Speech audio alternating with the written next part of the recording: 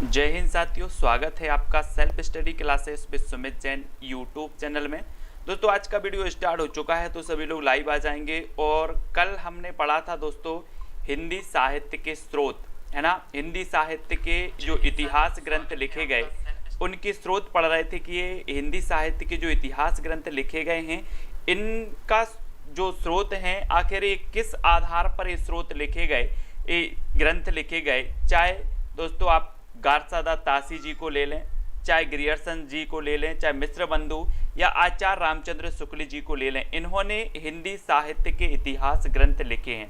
ठीक है, अब इतिहास ग्रंथ लिखे हैं तो इन्होंने कोई ना कोई आधार तो बनाया होगा। तो कल हमने ये पूरा वीडियो एक अपन ने पढ़ा था हिंदी साहित्य के इतिहास के प्रमुख स्रोत, ठीक है, वो हमने पढ़ लिया था। अब दोस्तों देखना, हिंदी साहित्य से संबंधित बहुत सारे ऐसे स्टूडेंट हैं, कुछ लोग टीजीटी की तैयारी कर रहे हैं, कुछ लोग पीजीटी की तैयारी कर रहे हैं, कुछ लोग मास्टर कार्ड की तैयारी कर रहे हैं और कुछ कर रहे हैं दोस्तों जेआरएफ नेट की तैयारी कर रहे हैं। तो देखो, सबसे पहला तो यही होता है हिंदी साहित्य का इतिहास आपके सिलेबस में होता है। उसके बाद आदिकाल आपके सिलेबस में होता है, भक्ति काल होता है, रीतिकाल होता है ना, आधुनिक काल होता है। इस सारी की सारी चीजें दोस्तों आपके टीजीटी में भी हैं, पीजीटी और जेआरएफ नेट में भी हैं। ठीक है, तो बिल्कुल भी कंफ्यूज होने की जरूरत नहीं है, आप बिल्कुल निरंतर अध्ययन करते रहें। ठीक है, और एक वीडियो में लेकर के आऊंगा कि आपको बुक कौन सी खरीदनी है। ठीक है, आपके लिए जो बुक है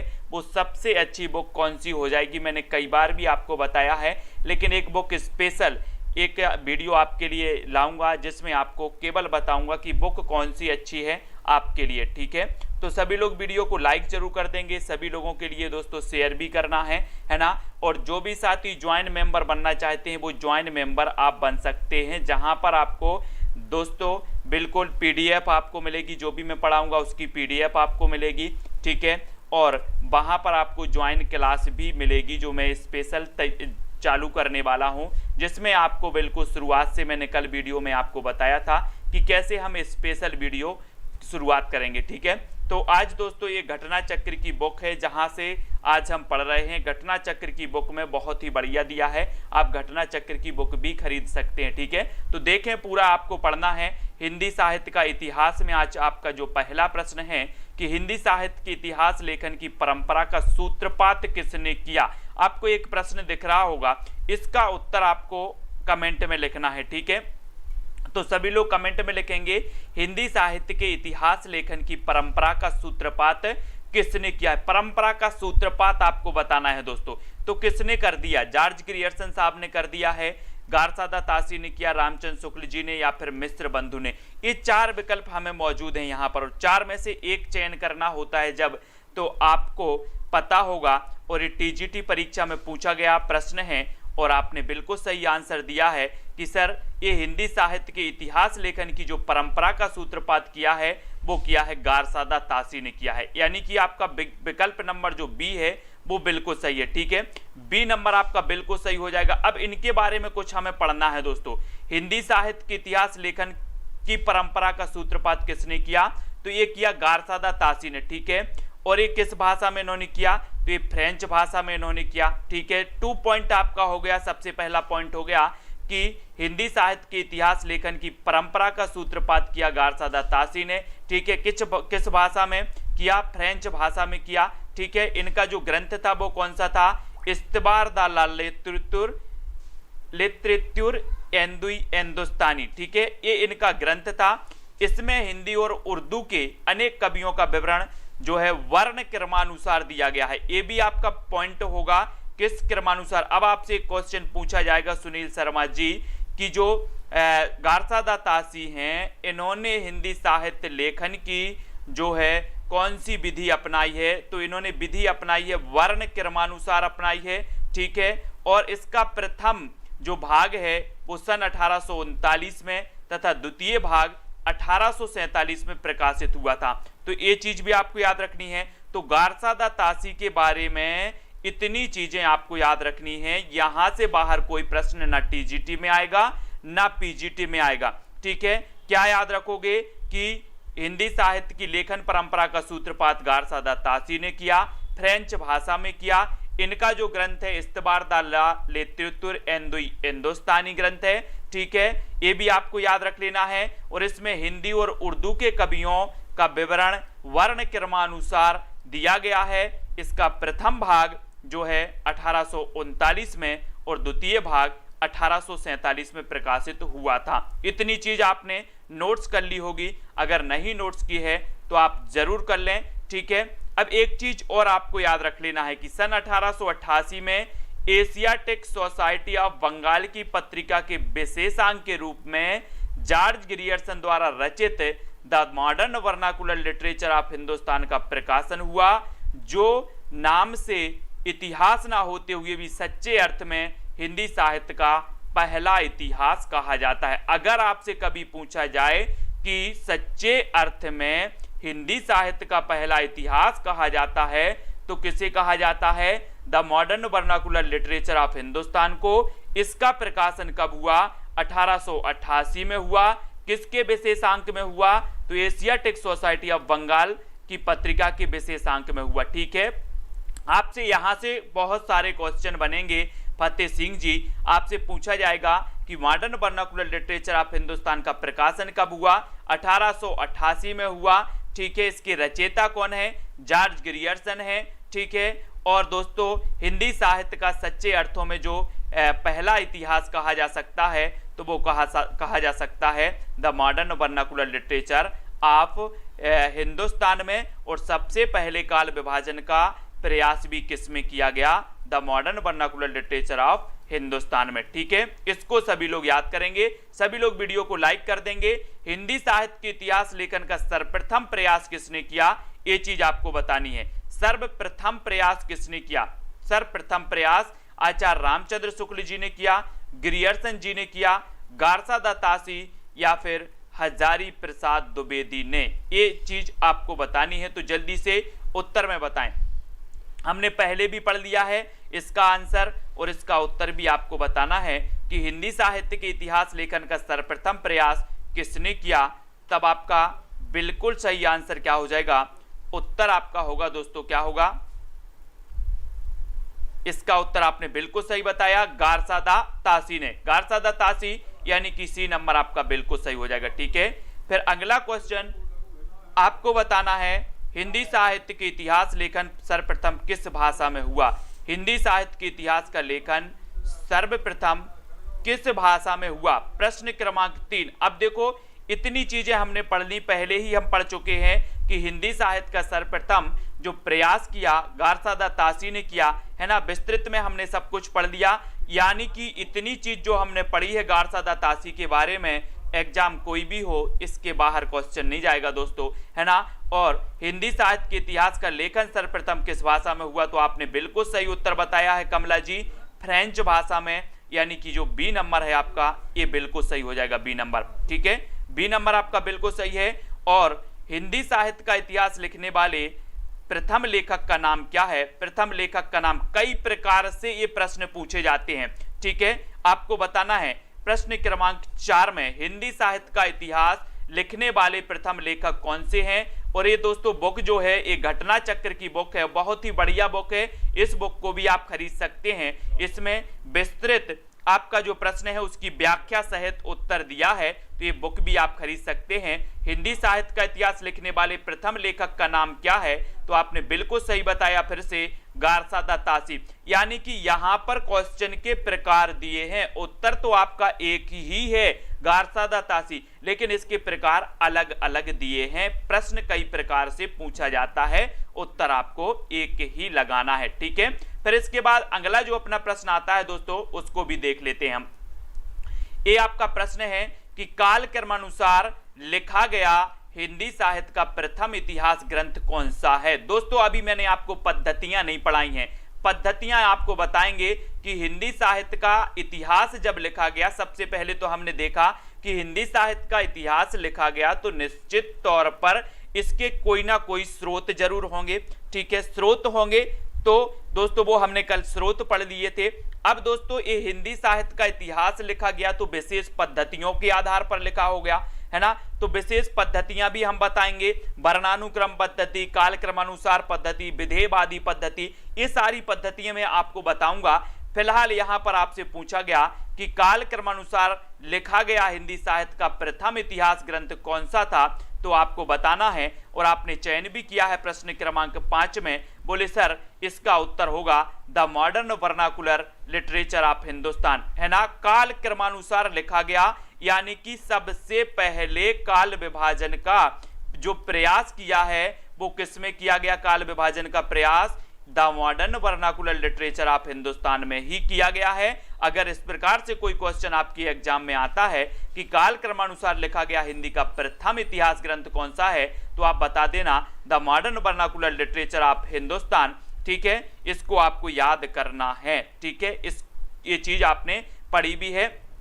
अब आपको अगला क्वेश्चन आपको बताना है दोस्तों, इस्तबारदा लित्युत्तर हिंदुस्तानी नामक हिंदी साहित्य के इतिहास ग्रंथ के लेखक का नाम बताइए। देखो प्रश्न कई बार देखो ये पीजीटी एग्जाम में पूछा गया है, ये जो घटना चक्र में है ये पूछे प्रश्न आपको बताता है और उसका विवरण और व्याख्या सहित आपको बताता है। तो ये बुक भी बड़ी अच्छी है आपके लिए, एक बार जो भी हमारे नए साथी हैं वो इस बुक को खरीद कर एक बार अच्छे से प्रयास कर सकते हैं, बढ़िया है, ठीक है। और इस्तबारदा लित्युत्तर हिंदुस्तानी नामक हिंदी साहित्य के इतिहास ग्रंथ का लेखक का नाम हमें बताना है। क्वेश्चन देखो एक ही क्वेश्चन है और कई तरीके से आपका अलग अलग एग्जाम में पूछा गया है। तब आपने बताया कि सर इसका उत्तर भी गार सादा तासी ही होगा, यानी कि आपका ए नंबर जो है वो बिल्कुल सही हो जाएगा, ठीक है। वेरी गुड, बहुत बढ़िया आंसर सभी लोगों ने बताया है। फिर अगला क्वेश्चन आपको बताना है कि हिंदी साहित्य का पहला इतिहास लिखा गया था। तो पहला इतिहास देखो ये भी कई प्रकार से क्वेश्चन पूछा गया, अभी हमने इस ऐसे ही क्वेश्चन पहले भी पढ़ा। ये दूसरा टीजीटी एग्जाम 2001 में पूछा गया क्वेश्चन है कि हिंदी साहित्य का पहला इतिहास लिखा गया था तो किस भाषा में लिखा गया था। ममता चौहान जी हमारी ज्वाइंट मेंबर हैं और जो भी साथी ज्वाइंट मेंबर बनना चाहते हैं चैनल के वो ज्वाइंट मेंबर जरूर बने, ठीक है।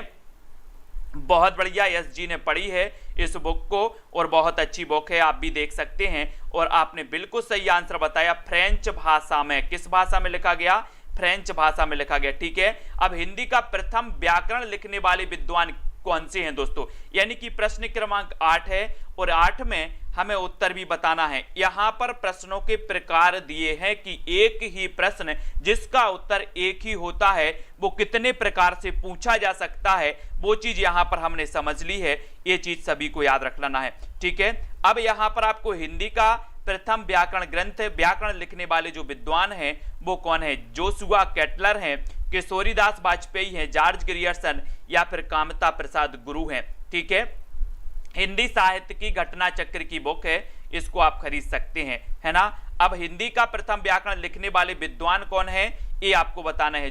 व्याकरण, हिंदी का प्रथम व्याकरण तो किसने लिखा है, प्रश्न क्रमांक 8 में बहुत बढ़िया आपने उत्तर बताया है कि जोशुआ केटलर हिंदी का प्रथम व्याकरण लिखने वाले विद्वान हैं, यानी कि आपका उत्तर जो हो जाएगा वो क्या हो जाएगा, 1 नंबर हो जाएगा, ठीक है। इसका जो विस्तृत अध्ययन दिया है उसको भी हम देख लेते हैं कि हिंदी का प्रथम व्याकरण लिखने वाले विद्वान जोहन जोशुआ केटलर हैं, है ना। और ये डच यानी कि पुर्तगाल ईस्ट इंडिया कंपनी के राजदूत बनकर भारत आए थे और उन्होंने अपने देशवासियों को भारत में व्यावसायिक सुविधा की दृष्टि से हिंदी का सामान्य ज्ञान कराने के लिए व्याकरण की पुस्तक हिंदुस्तानी ग्रामर में लिखी थी। कौन सी ग्रामर में लिखी थी, हिंदुस्तानी ग्रामर में लिखी थी, जो 1775 के आसपास प्रकाशित हुई थी।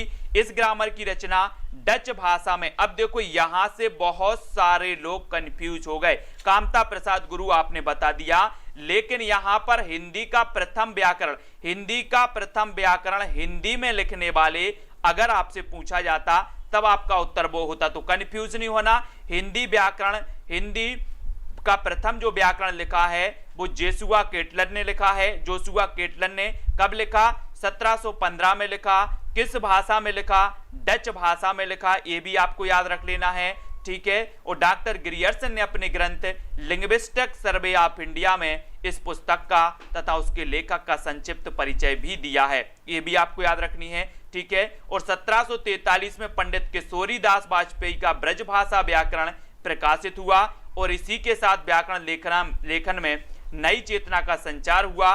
इसके बाद वाजपेयी जी की अच्छी हिंदी का नमूना 1948 में, ब्रजभाषा का प्रथम व्याकरण 1949 में और हिंदी निरुक्त 1949 में तथा हिंदी शब्दानुशासन 1958 में प्रकाशित हुआ।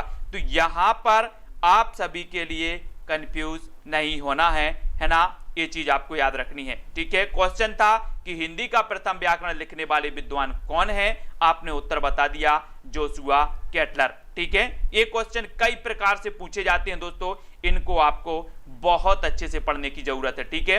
अब आपसे पूछा जाता है हिंदी साहित्य के इतिहास को व्यवस्थित रूप देने का श्रेय किसको है, व्यवस्थित रूप देने को, यानी कि एक क्वेश्चन वो है दोस्तों जो आपकी टीजीटी, पीजीटी आदि एग्जामों में पूछे गए क्वेश्चन है और बहुत ही बढ़िया क्वेश्चन है। चलिए तो अगले प्रश्न का उत्तर सभी लोग बताएंगे कि हिंदी साहित्य के इतिहास को व्यवस्थित रूप देने का श्रेय किसको है, यानी कि 9 नंबर प्रश्न का आपका उत्तर है नमन सोलंकी जी।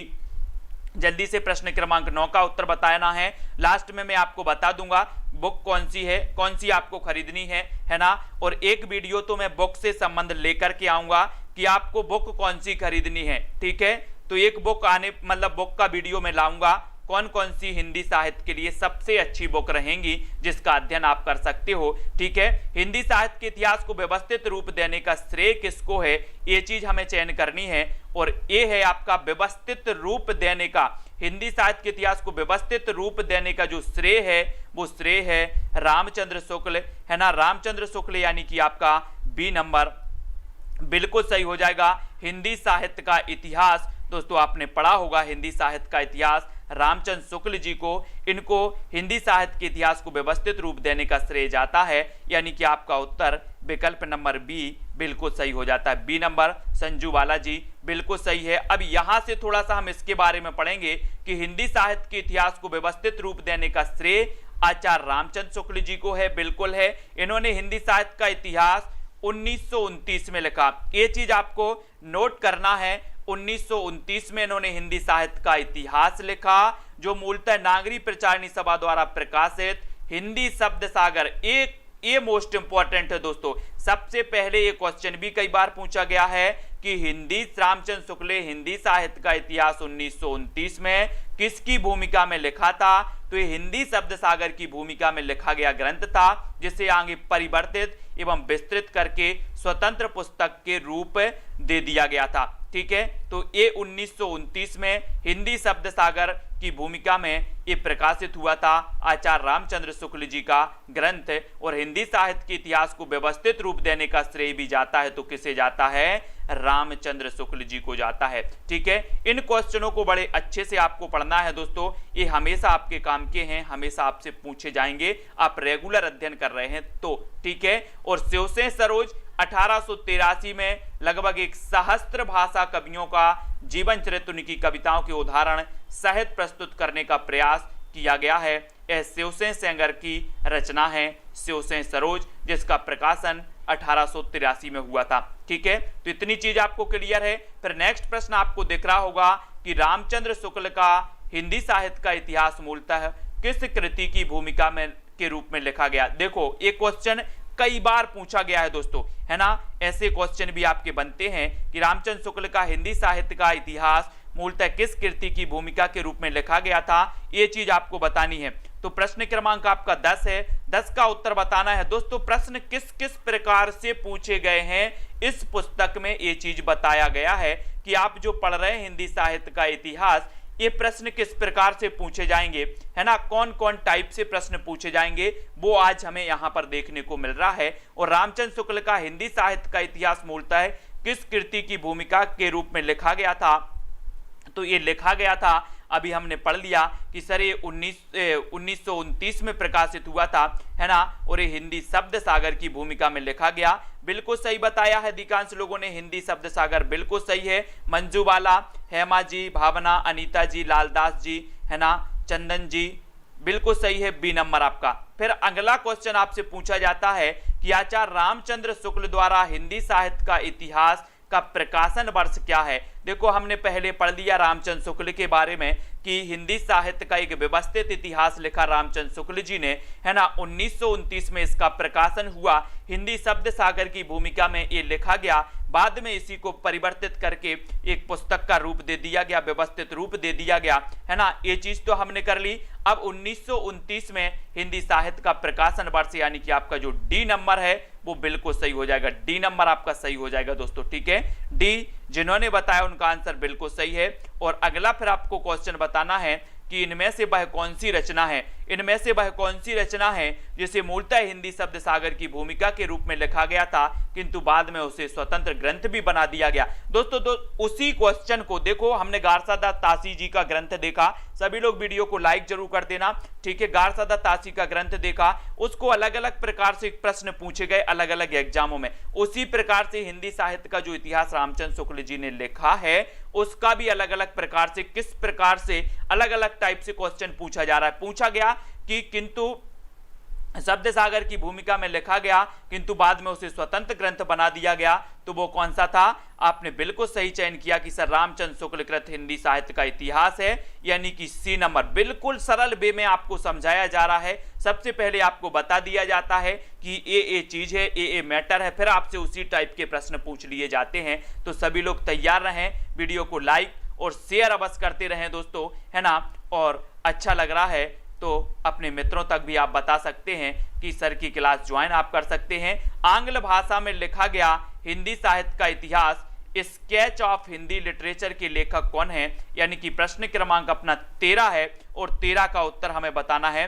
सुनील शर्मा, मीना कुमारी जी, सुनील शर्मा हमारे ज्वाइन मेंबर हैं, ठीक है। तो ज्वाइन मेंबर बने दोस्तों, सभी लोग बने, जो रेगुलर अध्ययन कर रहे हैं वो ज्वाइन मेंबर जरूर बने, ठीक है। उनके लिए बहुत बढ़िया स्टडी मटेरियल, ट्रिक से भी आपको वीडियो मिल रहे हैं, विस्तृत भी आपको वीडियो मिल रहे हैं, विभिन्न प्रकार की पुस्तकों से भी आपको वीडियो मिल रहे हैं दोस्तों। तो आंग्ल भाषा में लिखा गया हिंदी साहित्य का इतिहास स्केच ऑफ हिंदी लिटरेचर के लेखक कौन है।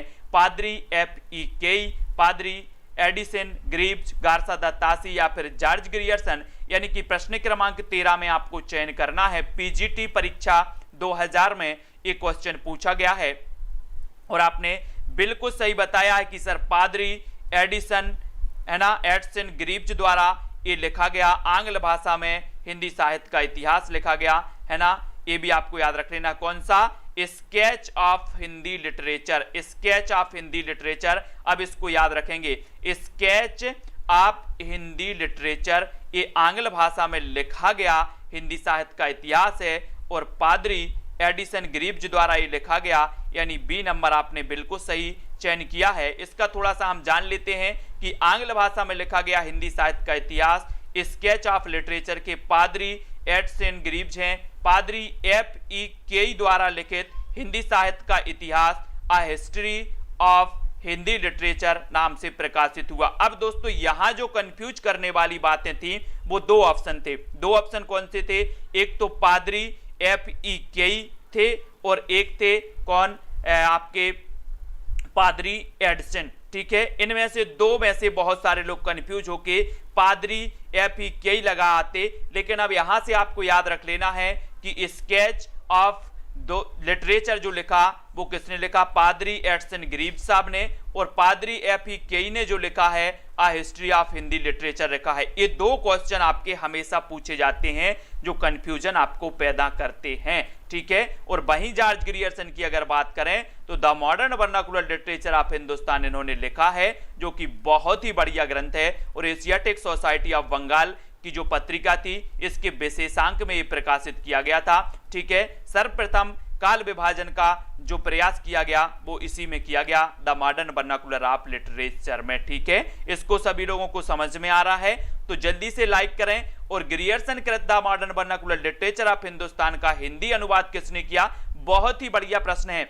ग्रियर्सन कृत the modern vernacular literature of Hindustan का हिंदी अनुवाद किसने किया। दोस्तों मैं आपको बता रहा हूं कि यहां पर कोई क्वेश्चन आपका छूटने वाला नहीं है, बिल्कुल सरल वे में आपको बताया जा रहा है, ठीक है, बिल्कुल सरल वे में। यानी कि एक पॉइंट है, एक प्रश्न है, उसके कितने प्रकार से प्रश्न बनेंगे, कितने प्रश्न प्रकार से पूछे जाएंगे, वो सारी चीजें आपको बताई जा रही हैं, ठीक है। ग्रियर्सन कृत the modern vernacular literature of Hindustan का हिंदी अनुवाद किसने किया, ये चीज भी आपको बताना। हिंदी अनुवाद की बात हो रही है तो इसका सही आंसर बिल्कुल सही हो जाएगा, क्या हो जाएगा, डॉक्टर किशोरीलाल गुप्त ने। किसने किया है, डॉक्टर किशोरीलाल गुप्त ने किया है। बहुत बढ़िया आंसर। बहुत सारे लोगों ने बताया कि सर ग्रियर्सन कृत the modern vernacular literature of Hindustan का जो हिंदी अनुवाद किया वो किया है किशोरीलाल गुप्त ने। किशोरीलाल गुप्त ने, ये भी आपको याद रख लेना है। बोले सर ये मॉडर्न वर्नाकुलर लिटरेचर ये किशोरीलाल गुप्त ने कर दिया। एक नंबर आपका बिल्कुल सही होगा, ठीक है, एक नंबर। अब ग्रियर्सन द्वारा रचित the modern vernacular literature of Hindustan का हिंदी अनुवाद किशोरीलाल गुप्त ने। हिंदी साहित्य का इतिहास, अब ऐसा भी आपसे पूछा जाएगा दोस्तों, दूसरा क्वेश्चन आपसे पूछा जाएगा कि the modern vernacular literature of Hindustan का हिंदी अनुवाद डॉक्टर किशोरीलाल गुप्त ने किस नाम से किया। दूसरा क्वेश्चन आपका ऐसे ही बनेगा, किस नाम से किया, तो आप बता देना हिंदी साहित्य का इतिहास, हिंदी साहित्य का इतिहास नाम से किया है, ये भी याद रख लेना, ठीक है। अब यहां पर किशोरीलाल गुप्त के बारे में बहुत ही बढ़िया दिया है कि किशोरीलाल गुप्त का जन्म हुआ था 1916 में, भदोही उत्तर प्रदेश में इनका जन्म हुआ, ठीक है।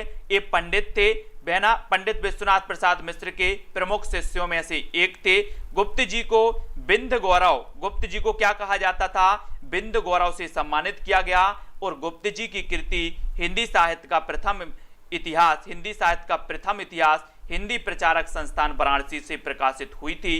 किशोरीलाल गुप्त की अंतिम प्रकाशित कृति सूरसागर की टीका 4 खंडों में है, ये भी आपको याद रख लेना है। हिंदी साहित्य का प्रथम इतिहास किशोरीलाल गुप्त, किशोरीलाल गुप्त जिनका जन्म 1916 में हुआ था, ठीक है। और इन्होंने modern vernacular literature of Hindustan का हिंदी अनुवाद भी किया था किशोरीलाल गुप्त ने, ठीक है। इतनी चीज आपको क्लियर हो गई, एक एक चीज, एक एक फैक्ट आपको क्लियर होते जाएंगे दोस्तों। The modern vernacular literature of Hindustan Hindi साहित्य के इतिहास ग्रंथ के लेखक का नाम क्या है। देखो लेखक का नाम पूछ लिया गया दोस्तों अब यहां पर मॉडर्न वर्नाकुलर लिटरेचर का, ठीक है। तो रुचि जी अभी मैं आपको बता दूंगा कि ये बुक कौन सी है, बड़ी अच्छी है, सभी लोग खरीद लेना, है ना, और इससे आप पढ़ना, बढ़िया है, आपका कल्याण जरूर हो जाएगा। और बुक भी मैं लेकर के आऊंगा कि कौन सी बुक आपको एग्जाम के लिए खरीदनी है, वो भी मैं आपको एक वीडियो के माध्यम से बता दूंगा, है ना, है ना। The modern vernacular literature of Hindustan, ये तो बिल्कुल सही है, जॉर्ज ग्रियर्सन जी की पुस्तक है, जॉर्ज ग्रियर्सन जी का ग्रंथ है, जिसमें सबसे पहले दोस्तों क्या किया है, काल विभाजन का प्रयास किया गया है, ठीक है। अब अगला क्वेश्चन है the modern vernacular literature of Hindustan का लेखक कौन है, तो ये तो आपने पढ़ लिया, जॉर्ज ग्रियर्सन साहब हैं, ठीक है, इसका आपने पढ़ लिया है। अब आगे पढ़ते हैं दोस्तों कि डॉक्टर किशोरीलाल गुप्त ने इनमें से किस ग्रंथ का हिंदी अनुवाद हिंदी साहित्य का प्रथम इतिहास शीर्षक से किया। देखो क्वेश्चन कितने प्रकार से आपसे पूछा जाएगा, उन सभी प्रश्नों के लिए आपको तैयार रहना है, तैयार रहना है। ममता चौहान जी प्रश्न क्रमांक 17 में डॉक्टर किशोरीलाल गुप्त ने इनमें से किस ग्रंथ का हिंदी अनुवाद हिंदी साहित्य का प्रथम इतिहास शीर्षक से किया है, तो बताओ किसका किया है। इस प्रकार से भी आपका क्वेश्चन आएगा। अभी हमने पढ़ लिया था कि सर जो the modern vernacular literature of Hindustan है ना, इसका हिंदी अनुवाद किया तो डॉक्टर किशोरीलाल गुप्त ने किया। किस नाम से किया, हिंदी साहित्य का इतिहास नाम से किया, ठीक है, ये भी आपको याद रख लेनी है। और दोस्तों ये आपका उत्तर होगा the modern vernacular literature of Hindustan, यानी बी नंबर आप लोगों ने बिल्कुल सही बताया है। ऐसी चीज, ऐसी पद्धति दोस्तों हम पढ़ रहे हैं कि जिसने पहली बार भी पढ़ा होगा उसको भी बहुत अच्छे तरीके से समझ में आएगा, है ना, और जो साथी निरंतर पढ़ रहे हैं उनको तो समझ में आ ही गया होगा। अब आपको बताना है कि किस साहित्य इतिहास ग्रंथ को किशोरीलाल गुप्त ने हिंदी साहित्य का प्रथम इतिहास नाम से अनुवाद किया। देखो दोस्तों क्वेश्चन कितने तरीके से पूछे जाएंगे आपको यहां पता चलता है कि कितने तरीके से आपको क्वेश्चन, सभी के लिए हमें तैयार रहना है। तो यहां पर आपसे पूछा गया है तो जल्दी से बताओ, हिंदी किस साहित्य इतिहास ग्रंथ को किशोरीलाल गुप्त ने हिंदी साहित्य का प्रथम इतिहास नाम से अनुवाद करके प्रकाशित कराया? तो आपका उत्तर फिर से उत्तर होगा, बोले sir, the modern vernacular literature of Hindustan, यानी डी नंबर आपका यहां पर फिर सही हो जाएगा, है ना, डी नंबर आपका सही हो जाएगा। क्वेश्चन बहुत तरीके से यहां पर पूछे जा रहे हैं, अलग अलग एग्जामों में अलग अलग प्रकार से पूछे जा रहे हैं, ठीक है। किस लेखक के इतिहास ग्रंथ में सर्वप्रथम हिंदी साहित्य का काल विभाजन मिलता है? देखो कितनी सरल भाषा दी है दोस्तों, इतनी सरल भाषा और आराम से आपको बताया गया कि किस लेखक के इतिहास ग्रंथ में सर्वप्रथम हिंदी साहित्य का काल विभाजन मिलता है। सर्वप्रथम काल विभाजन शिवसेन सेंगर, महेश दत्त शुक्ल, मौलवी करीमुद्दीन, जॉर्ज ग्रियर्सन, तब आपका बिल्कुल सही आंसर होगा, बोले सर, जॉर्ज ग्रियर्सन के इतिहास ग्रंथ में सर्वप्रथम काल विभाजन मिलता है, यानी कि आपका उत्तर डी नंबर बिल्कुल सही हो जाएगा। डी नंबर आपका बिल्कुल सही है ना, डी जिन्होंने बताया उनका आंसर सही है। और यहां पर थोड़ा सा हम पढ़ लेते हैं कि हिंदी साहित्य के इतिहास का काल विभाजन करने वाले प्रथम इतिहासकार ग्रियर्सन साहब हैं और इन्होंने आदिकाल की अंतिम सीमा मानी है 1400 ईस्वी। अगर कभी पूछा जाए आपसे कि आदिकाल की अंतिम सीमा ग्रियर्सन ने कितनी मानी है, तो आप क्या बताओगे? क्या बताओगे? 1400 ईस्वी। क्या बताओगे? 1400 ईस्वी ग्रियर्सन ने आदिकाल की अंतिम सीमा मानी है। सबसे पहले काल विभाजन किया है ग्रियर्सन साहब ने, है ना। इतनी चीजें आपको याद रखनी है। फिर किस साहित्य इतिहास के लेखक ने काल विभाजन में कवियों के नाम का सर्वाधिक उपयोग किया है? देखो क्वेश्चन ऐसा भी पूछा जाएगा दोस्तों हर एक प्रकार से। अब आपको 20 का उत्तर बताना है, किस साहित्य इतिहास के लेखक ने काल विभाजन में कवियों के नाम का सर्वाधिक उपयोग किया है? हम पढ़ते हैं मिस्र, कौन सी पढ़ते हैं, कौन सी रचना पढ़ी हमने जिसमें सर्वाधिक कवियों के नाम उपयोग किए गए हैं? प्रश्न क्रमांक 20 का उत्तर, और 20 का बहुत सारे लोगों ने बताया, लेकिन उत्तर है आपका कौन सा दोस्तों? मिस्र बंधु। यहां पर गलत नहीं करना है दोस्तों, यहां पर गलत आपको नहीं करना है।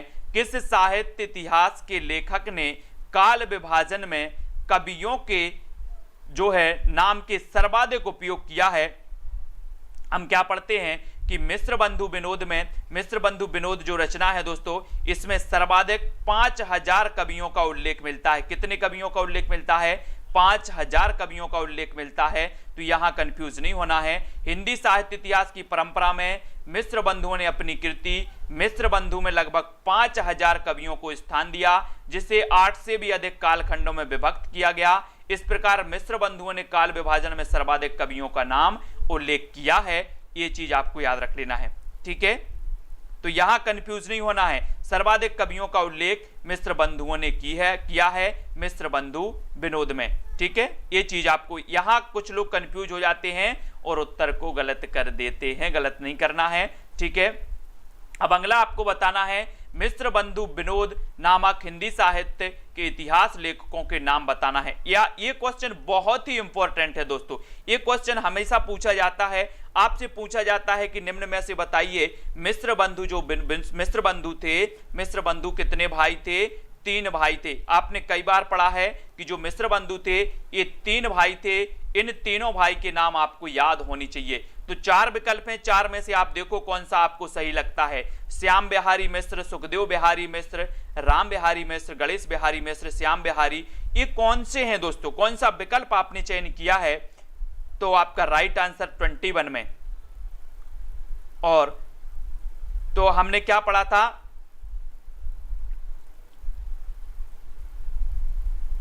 गणेश श्याम सुखदेव, बहुत ही बढ़िया आंसर, गणेश श्याम सुखदेव, ऐसे आपको याद रख लेना है, गणेश श्याम सुखदेव। तो ये आपका बी नंबर बिल्कुल आपने सही चयन किया है, बी नंबर आपका बिल्कुल सही हो जाएगा, गणेश श्याम सुखदेव आपका सही होगा, ठीक है। मिस्र बंधु विनोद नामक हिंदी साहित्य के इतिहास लेखकों के नाम कौन है? गणेश बिहारी, श्याम बिहारी, सुखदेव बिहारी मिश्र हैं। मिस्र बंधु विनोद के 4 भाग थे। कितने भाग थे दोस्तों? 4 भाग थे। प्रथम 3 भागों का प्रकाशन 1913 में हुआ, और जबकि चौथा जो भाग है ये 1934 में प्रकाशित हुआ था। और मिस्र बंधुओं ने मिस्र बंधु विनोद के प्रथम 3 भागों का हिंदी नवरत्न के नाम से जाना जाता है। अब यहां से देखो कितने क्वेश्चन बनते हैं। सबसे पहला क्वेश्चन बनता है कि मिश्र बंधु विनोद ये रचना किसकी है? आप बोलोगे दोस्तों मिश्र बंधुओं की है। मिश्र बंधु 3 भाई थे, गणेश बिहारी, श्याम बिहारी और सुखदेव बिहारी, ये 3 भाई थे, है ना। अब जो मिश्र बंधु विनोद है कितने भागों में प्रकाशित हुई? 4 भागों में प्रकाशित हुई। प्रथम 3 भाग कब प्रकाशित हुए? 1913 में, है ना। अंतिम भाग कब प्रकाशित हुआ? 1934 में। और मिश्र बंधु विनोद ने प्रथम 3 भागों को हिंदी नवरत्न कहा। क्या कहा? हिंदी नवरत्न कहा। तो इतनी चीजें आपको क्लियर हो जाती हैं यहां से, ठीक है। फिर आपसे मिश्र बंधु विनोद का चौथा भाग कब प्रकाशित हुआ, यानी 22 का ये क्वेश्चन आपसे पूछा जाता है। तो आपने 22 में बिल्कुल सही चयन किया कि सर 1934, यानी कि आपका 1 नंबर जो है वो बिल्कुल सही है। 1934 में ये प्रकाशित हुआ। प्रथम 3 भाग 1913 में और अंतिम जो भाग था, चौथा भाग था, 1934 में प्रकाशित हुआ था, ठीक है। तो सभी लोगों को समझ में आ रहा है कि नहीं आ रहा है? बहुत ही सरल वे में हम समझ रहे हैं, अच्छे तरीके से अपन समझ रहे हैं, पढ़ रहे हैं, बिल्कुल आराम से पढ़ रहे हैं, ठीक है। मिश्र बंधु विनोद कितने भागों में प्रकाशित हुआ? कितने भागों में प्रकाशित हुआ? अब ऐसा भी क्वेश्चन पूछा गया, हमने यहां पर विस्तृत पढ़ लिया। अब नीचे आपके किस प्रकार के क्वेश्चन इसके बारे में पूछे जाएंगे वो चीज यहां आपको बतानी है, ठीक है। तो मिश्र बंधु विनोद ये कितने भागों में प्रकाशित हुई, ये चीज आपको बतानी है। तो आपने बिल्कुल सही आंसर बताया है कि सर ये 4 भागों में प्रकाशित हुई। प्रथम 3 भाग दोस्तों कब प्रकाशित हुए? 1913 में और अंतिम चौथा भाग 1934 में प्रकाशित हुआ, ठीक है। तो इतनी मिश्र बंधु के नाम से आपको पता है और सबसे ज्यादा 5000 कवियों का उल्लेख इस मिश्र बंधु विनोद में मिलता है, ठीक है। यशरत्ती जी, मिश्र बंधुओं ने परिवर्तन काल की समय सीमा निर्धारित की है, तो बताएं जल्दी से परिवर्तन काल की समय सीमा क्या निर्धारित की है, यानी कि 24 का आंसर आपको बताना है। संवत 1890 से संवत 1925, ये 4 विकल्प हैं, 4 में से आपको परिवर्तन काल की समय सीमा बतानी है। क्या निर्धारित की है दोस्तों? 24 में। सभी लोग लाइक जरूर कर देना एक बार, और जो भी साथी ज्वाइन मेंबर बनना चाहते हैं दोस्तों वो ज्वाइन मेंबर बन सकते हैं और ज्वाइन व्हाट्सएप ग्रुप में जुड़कर पीडीएफ स्टडी मटेरियल, ठीक है, और भी जो भी आपकी समस्याएं रहती हैं सभी के बारे में चर्चा की जाती है ना। और ज्वाइन वीडियो भी आपको मिलने लगेंगे। तो आपका उत्तर संवत 1890, यानी कि आपका जो 1 नंबर है वो बिल्कुल सही हो जाएगा। 1 नंबर आपका सही हो जाएगा। फिर आगे बढ़ते हैं, आगे देखें यहां पर कि मिश्र बंधुओं ने मिश्र बंधु विनोद में काल विभाजन का प्रयास किया। देखो क्या काल विभाजन किया गया दोस्तों, यहां पर एक एक चीज आपको क्लियर की जा रही है, कंफ्यूज नहीं होना। और आराम से अगर आपने पढ़ लिया है तो आपका कोई भी क्वेश्चन छूटेगा भी नहीं। प्रारंभिक काल इन्होंने कहा सबसे पहले 700 से 1400 विक्रम संवत के काल को इन्होंने प्रारंभिक काल नाम दिया। एक क्वेश्चन पूछा जाता है, ठीक है, आरंभिक काल नाम दिया। आरंभिक है दोस्तों यहां पर, है ना, आरंभिक। और प्रारंभिक तो गणपति चंद्रगुप्त ने, है ना, 700 से 1440 विक्रम तक। माध्यमिक काल कहा 1445 से 1680 विक्रम संवत तक। अलंकृत काल कहा इन्होंने 1681 से 1889 विक्रम संवत, है ना। परिवर्तन काल जो आपसे पूछा गया था वो ए है, 1890 से 1925 विक्रम संवत। और वर्तमान काल नाम दिया 1926 विक्रम संवत से अब तक के काल को वर्तमान काल नाम दिया, ठीक है। तो इनको सभी लोगों को आपको पढ़ना है अच्छे से, ठीक है। इनको अगर आप अच्छे से पढ़ लेते हैं तो आप निश्चित ही दोस्तों पूरे क्वेश्चन कवर करके आएंगे। अब आपसे अगला क्वेश्चन पूछा जाता है कि आचार्य रामचंद्र शुक्ल ने प्रथम उत्थान का समय कब से कब तक निर्धारित किया है, यानी कि 25 का आंसर आपको चयन करना है। आचार्य रामचंद्र शुक्ल ने प्रथम उत्थान का समय कब से कब तक निर्धारित किया है? प्रश्न क्रमांक आपका 25 है।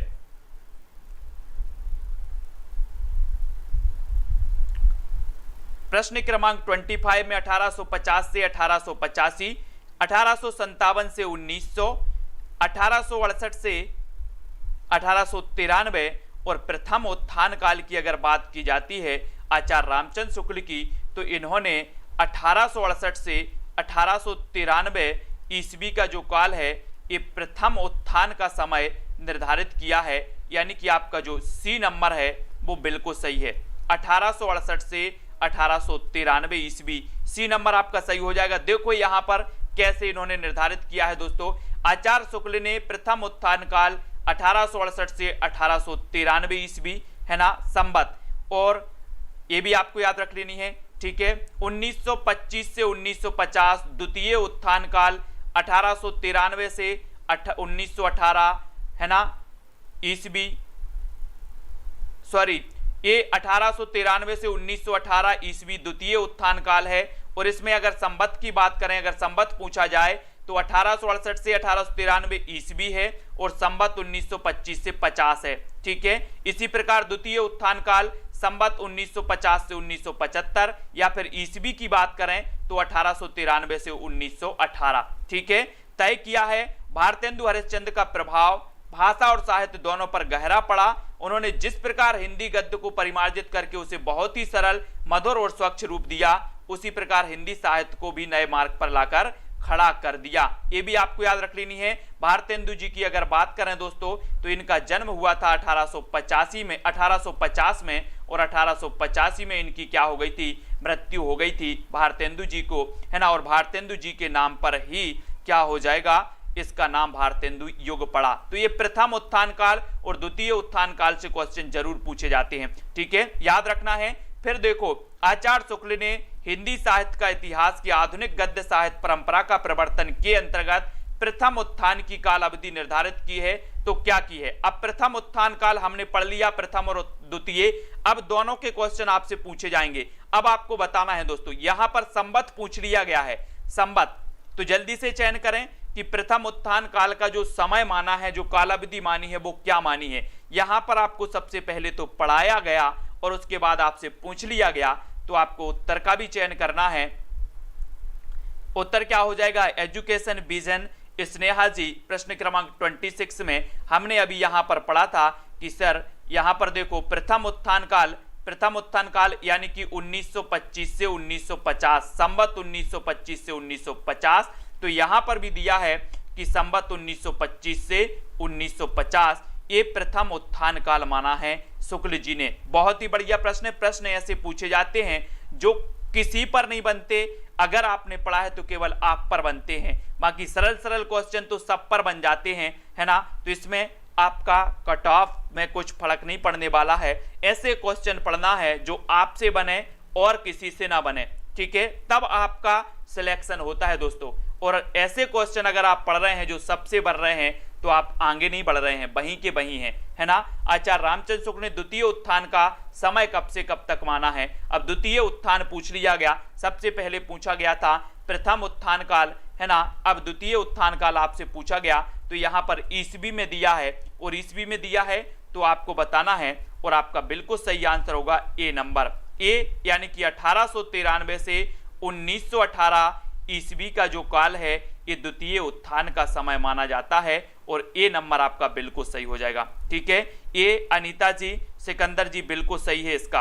अब यहां से आपको भागना नहीं है कि सर ये प्रश्न थोड़ा कठिन है या ये प्रश्न आपके बिल्कुल सरल आपको लग रहे हो शायद, ठीक है। लेकिन अगर इस वे में आप पढ़ते हैं कि आप सरल पढ़ते हैं, कठिन भी उसमें आते हैं और आपका अध्ययन अच्छे से होता है, तो निश्चित ही आपका सिलेक्शन होगा। नागरिक प्रचारणी सभा की स्थापना कब हुई थी दोस्तों, प्रश्न क्रमांक 28 का उत्तर आपने देखा होगा कि नागरिक प्रचारणी सभा जो आपने देखी दोस्तों, और इस नागरिक प्रचारणी सभा की स्थापना हमें बतानी है।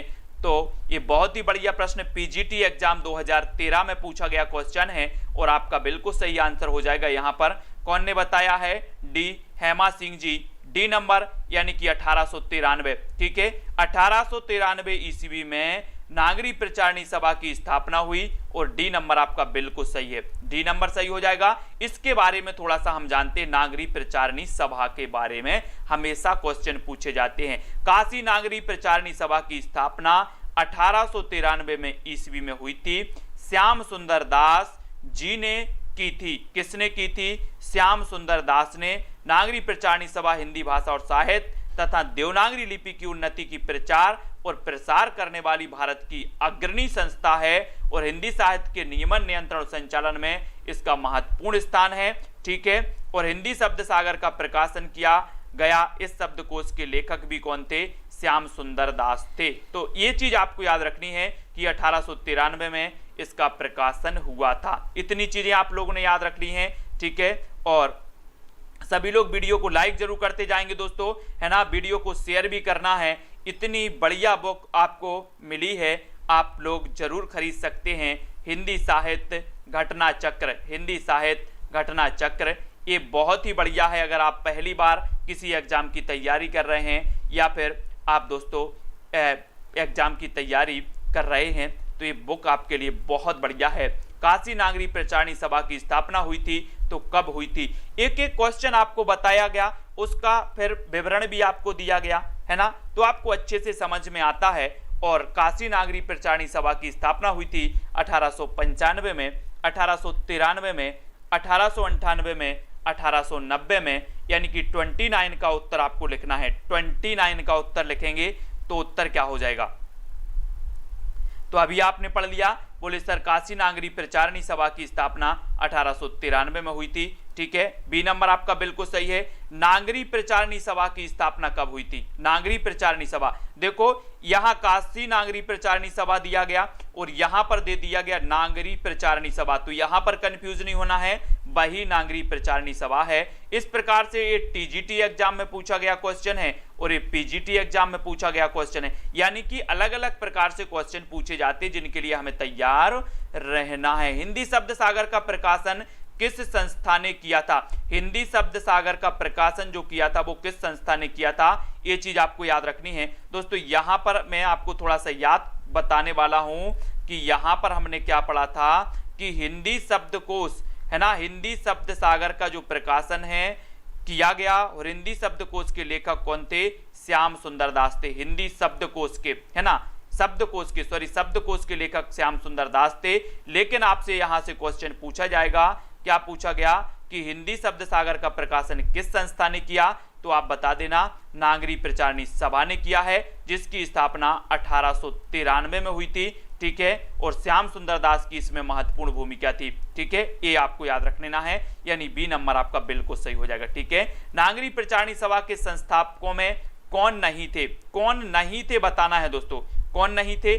32 का आंसर हमें चयन करना है। बाबू श्याम सुंदर दास नहीं थे, पंडित रामनारायण मिश्र नहीं थे, रामचंद्र वर्मा नहीं थे, ठाकुर शिव सिंह कुमार नहीं थे। बहुत ही बढ़िया क्वेश्चन है। नागरी प्रचारणी, काशी नागरी प्रचारणी सभा की स्थापना 1893 में हुई, जिसमें महत्वपूर्ण भूमिका श्याम सुंदर दास की थी, लेकिन और भी इसके संस्थापक सदस्य थे। उन सदस्य में से कौन नहीं थे, ये चीज आपको बताना है। CIC प्रवक्ता परीक्षा में ये क्वेश्चन पूछा गया। अब पूछा गया तो आपने उत्तर बिल्कुल सही बता रहे हैं।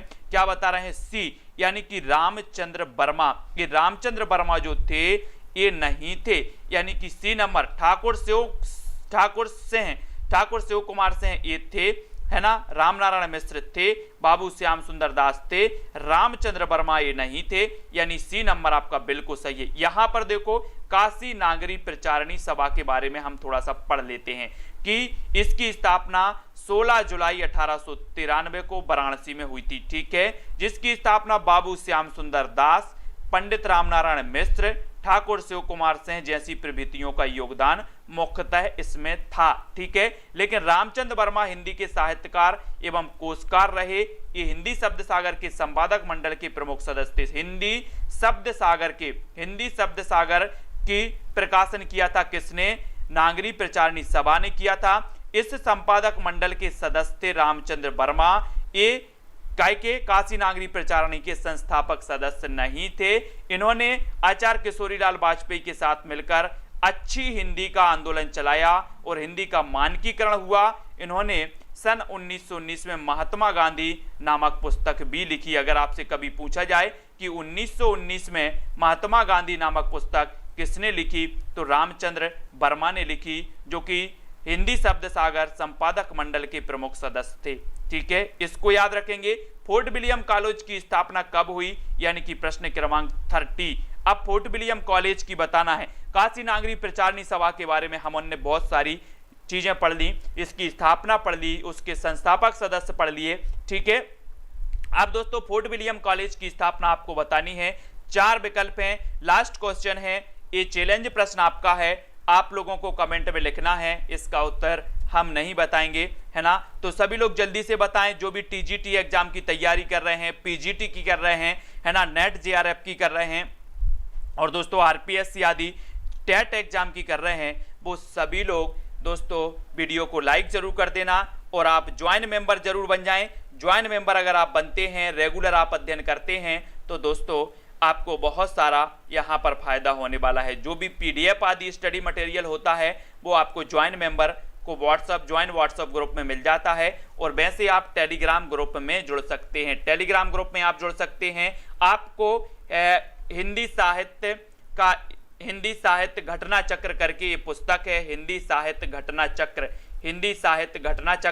चक्र की ये पुस्तक है दोस्तों। आप मांगेंगे तो ये पुस्तक आपको मिल जाएगी, ठीक है। सभी लोग वीडियो को लाइक करें, शेयर करें। ऐसी ही बहुत सारी चीजें दोस्तों मैं आपको बताऊंगा, और भी बहुत सारी ऐसी बुक हैं जो आपके लिए उपयोगी हैं, ऐसी ऑथेंटिक बुक हैं जो आपको मैं बताऊंगा, है ना। एक बुक ये भी रखी है अपने सामने, हिंदी साहित्य का इतिहास, डॉक्टर विवेक शंकर जी की, इसके बारे में भी मैं आपको बताऊंगा। बहुत सारी बुक हैं जो अच्छी बुक हैं, है ना, उनके बारे में मैं आपको बताऊंगा, जो आपका सिलेक्शन करवाएंगी, जो आपके लिए दोस्तों पढ़ने में मजा आएगा, जिसमें बहुत ही सरल भाषा में दिया गया, आपको एक एक चीज बताएंगे, ठीक है। अब यहां पर अपन ने हिंदी साहित्य का इतिहास पढ़ा दोस्तों। अब हिंदी साहित्य का इतिहास जो पढ़ा है, उसमें आपको ऐसा कुछ लगा है कि कोई कठिन प्रश्न ऐसा लगा हो, क्योंकि बिल्कुल सरल वे में अपन ने पढ़ा, बिल्कुल आसानी से आपने पढ़ा है, ठीक है। तो स्नेहा जी, एजुकेशन विजन,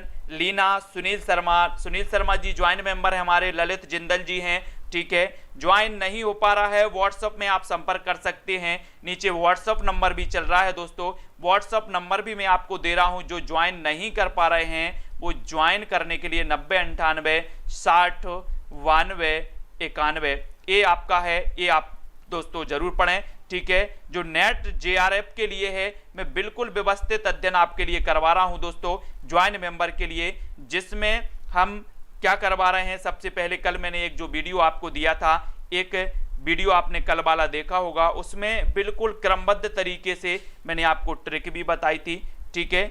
और दोस्तों उसको हमने पढ़ा भी था, उसको पढ़ा था, क्रमबद्ध पढ़ा था, उसके सन भी आपको बताए थे, ठीक है। तो सभी लोग वीडियो को लाइक करें, शेयर करें, है ना। ये घटना चक्र की बुक है, आप जरूर खरीद सकते हैं इसको। यहाँ पर देखो, ये बुक का नमूना है इस प्रकार से, है ना। ये घटना चक्र की, इसको देख लो जरा, ये बुक है, हल प्रश्न पत्र, आप इसको खरीद सकते हैं, ठीक है।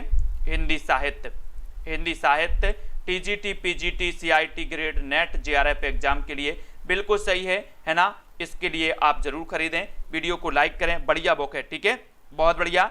और मैं बहुत सारी चीजें दोस्तों ट्रिक से याद करवाता हूं, बहुत सारी, लगभग 59 वीडियो की शायद प्लेलिस्ट आपने देखी होगी, 59 वीडियो की प्लेलिस्ट देखी होगी आपने, है ना। बहुत सारा हिंदी साहित्य तो मैंने ट्रिक से आपको याद करवा दिया है। इसी प्रकार से सभी लोग जुड़े रहेंगे, लाइक और शेयर अपने मित्रों तक करते रहेंगे। एक चैनल पर जाना, सेल्फ स्टडी क्लासेस पर क्लिक करना, चैनल पर, है ना, क्लिक करोगे ऊपर प्लेलिस्ट का ऑप्शन आएगा, प्लेलिस्ट पर क्लिक करना दोस्तों, आपको एक 59 वीडियो का एक प्लेलिस्ट मिलेगी, एक 104 या 105 वीडियो की प्लेलिस्ट मिलेगी, जिसमें आपको जो भी एग्जाम की आप तैयारी कर रहे हैं उसका आधे से ज़्यादा जो सिलेबस है वो कवर हो जाएगा, चाहे वो मास्टर कार्ड वाले हों, एचपी टेट वाले हों, एलटी ग्रेड वाले हों, टीजीटी वाले हों, पीजीटी वाले हों, नेट वाले हों, आरपीएससी वाले हों, है ना। उनका बहुत सारा कोर्स कवर किया है। एक पूरा 25 घंटे का वीडियो मैंने दिया है, पूरा 25 घंटे का वीडियो दिया है, वो भी आप देख सकते हैं।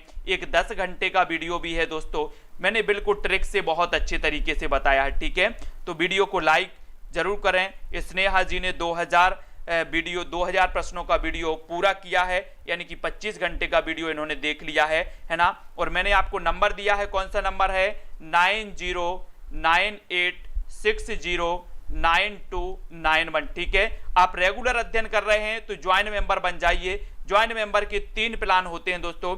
एक प्लान सिल्वर प्लान होता है, 59 रुपए आपको पे करना होता है। दूसरा गोल्ड प्लान होता है 159, तीसरा होता है दोस्तों आपका 299। इसमें कोई अंतर नहीं है कि आप कौन सा प्लान ले रहे हैं। आपको अगर लगता है कि सर के द्वारा बहुत अच्छी मेहनत आपके लिए किया जा रहा है, बहुत अच्छी चीजें आपको दी जा रही हैं, कहीं ना कहीं नई नई चीजें दी जा रही हैं, तो आप प्लान उसके अनुसार खरीद सकते हैं कि मुझे सपोर्ट करनी चाहिए। ठीक है, तो बहुत बढ़िया।